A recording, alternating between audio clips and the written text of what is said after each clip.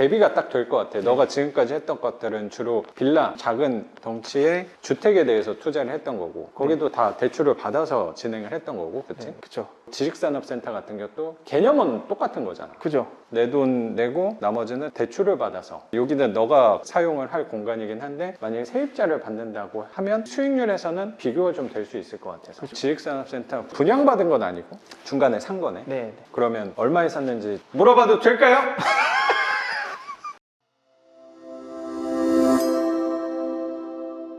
가장 최근에는 한 작년 상반기에 너가 낙찰 받은 거니까 네. 속도는 사실 중요한 건 나는 아니라고 생각하거든. 계속 너가 하고 있었다 네. 라는 거에 나는 잘했다라고 또 생각이 좀 들어. 이게 또 최근에 든 생각이, 다른 분들은 속도를 내서 하고 있는데 이게 확실히 이게 속도를 내서 해야 되는 이유가 뭐냐면 대출을 많이 활용하고 있는데 대출이 이게 거치 기간이 끝나고 원금 상환을 하는 시기가 도달을 하면은 이 수익률이 엄청 나빠지더라고요. 계속 꾸준하게 해야지 현재 수익률에 만족한다던가 이 정도면 됐다 싶어서 투자를 좀 등한시하면은 그때서부터 이제 수익률이 망가지면서 조금 문제가 되더라고요.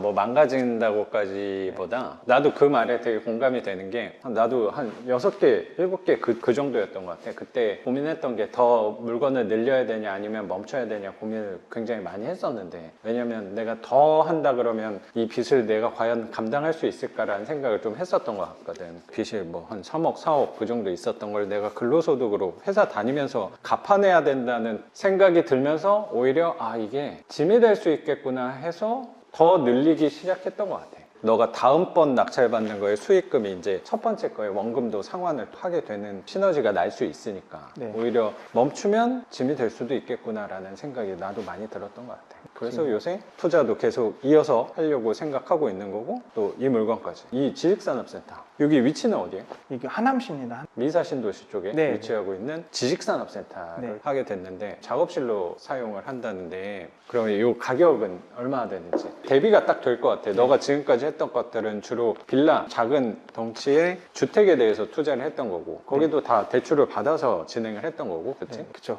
지식산업센터 같은 것도 개념은 똑같은 거잖아. 그죠. 내 돈 내고 나머지는 대출을 받아서, 여기는 너가 사용을 할 공간이긴 한데 만약에 세입자를 받는다고 하면 수익률에서는 비교가 좀 될 수 있을 것 같아서. 지식산업센터 분양받은 건 아니고 중간에 산 거네. 네. 그러면 얼마에 샀는지 물어봐도 될까요? 1억 6,700만 원. 1억 6,700? 생각보다 안 비싸다. 내가 지금 1억 6천으로 기억하고 있는데 너무 싼데 2억이 아닌가라 생각해서 봤는데 1억 6,700. 올라오다 보니까 화물 엘리베이터도 있고, 그쵸. 그리고 층고가 엄청 높아가지고. 네. 면적이 한 얼마지? 14평입니다.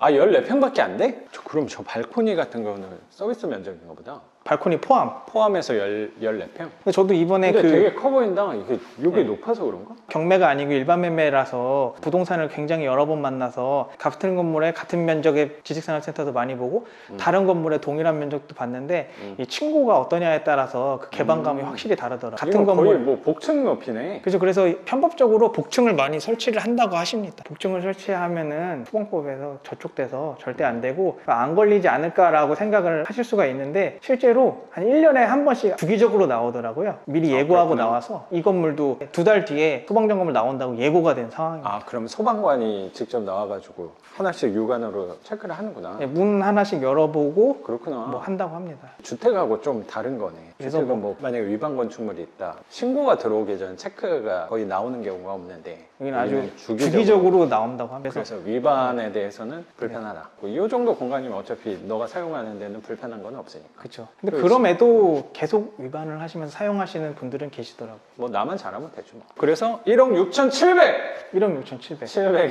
계약을 한 거고, 맞습니다. 그걸로 매입을 한 거고, 가장 중요한 또 대출은 지금 규제 상황인데도 지식산업센터 비주택으로 분류되기 때문에 대출 규제는 전혀 상관이 없다. 맞습니다. 그래.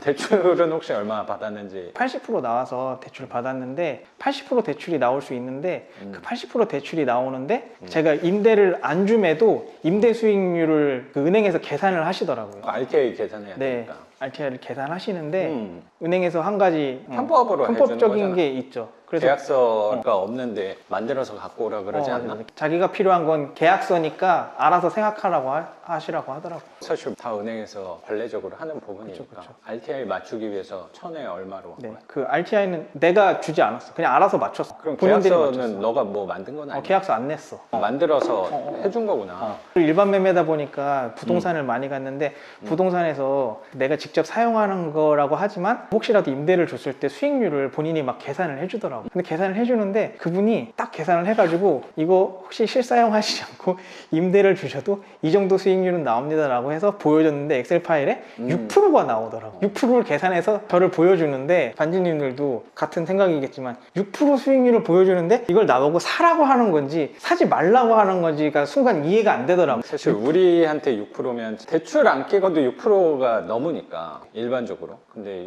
6%가 괜찮다는 식으로 분명히 얘기했을 거라고 생각은 좀 들어서. 맞습니다. 6%를 되게 보여주시길래 순간 당황을 하면서 분위기를 좀 파악을 했죠. 아, 이게 높은 숫자로 보여주신 거구나 라를 파악을 하고 뉘앙스가. 아, 우리가 그동안 진짜 수익률이 높은 투자를 해왔구나 라는 생각이 좀 들은 경험도 있습니다. 그래서 1억 6,700에 거래를 한 거고 80%면 대출 금액에 대해서는 한 얼마야? 1억 3천이요. 1억 3천 대출 받은 거야? 네. 금리는 한 얼마 받은 거야? 금리가 4점 몇이에요. 4점 몇? 4점 초반이야? 후반이에요. 4점 후반? 네. 아, 비싸다. 엄청 났어요.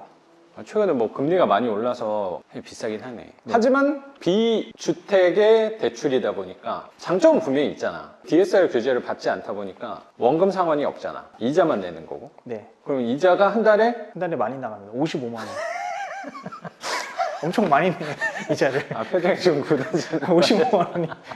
이자가 55만 아니, 원인가 근데 50만 원인가 내요. 맞아. 근데 이거 하려고 했던 게 너는 작업실이 꼭 필요한 거잖아. 그러니까 너도 그렇고 아내도 그렇고 이 작업실이 꼭 필요하다 보니까 왜 55만 원 이자가 더 괜찮냐고 생각하냐면 너도 분명히 그걸 생각하고 했겠지만 요거를 만약에 임차를 들어왔다 라고 하면 1000 기준으로 못해도 뭐 45에서 50 정도라고 하더라고요. 아 그래? 네. 아 되게 싸네? 아 생각보다 안 비싸네. 그래가지고 RTI 계산할